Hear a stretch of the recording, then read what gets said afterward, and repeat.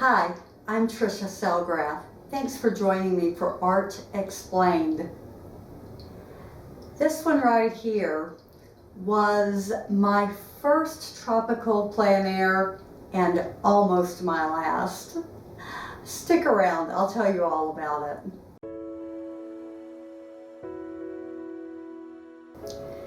I traveled to Mexico Beach, Florida before the hurricane with the Atlanta Fine Art Association. It was early November and there were wildflowers everywhere. I had never visited the panhandle of Florida at that time of year and had no idea that it would be so vibrant with color. The dunes were covered with clumps of yellow interspersed with purple and orange. On the first morning, I got up around 5 a.m. to catch the sunrise. I headed west to Crooked Island Beach and looked for some perfect scene. I liked the asymmetry of this composition and set up my novice plein air gear, and I do mean novice.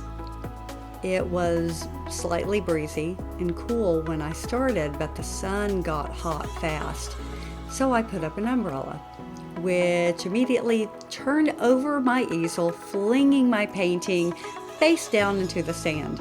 It probably still has some sand on it.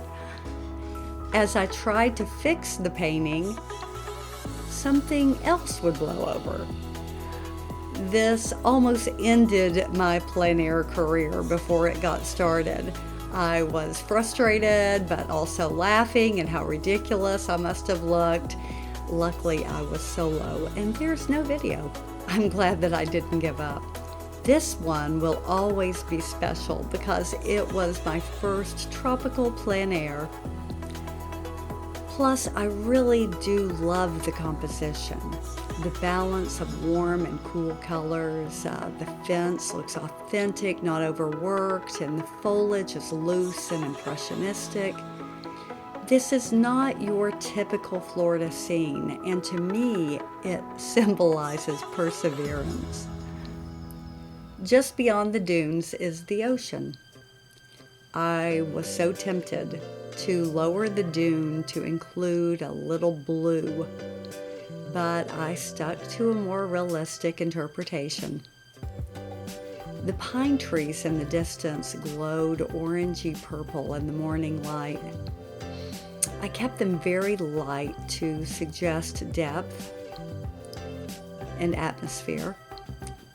The horizon is yellow blended to blue and a touch of purple further away from the light source.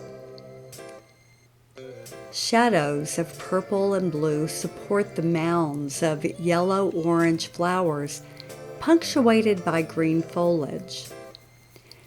Dead grayish grass in the foreground added texture to the white sand.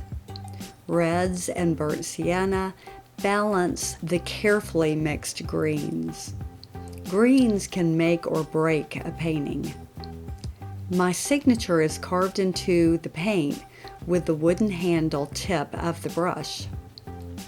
By the way, the frame cradling this artwork was hand-painted by me to mimic aged driftwood. Thanks so much for joining me for the Coastal series. And comment below if you have any questions. Please like, subscribe. I'll be posting a lot of my art that I've already created. And of course, in addition to that, I give away free art lessons. So subscribe, ring the bell notification if you want to be notified when I post new things, which is I try to do twice a week. Thanks so much. Bye.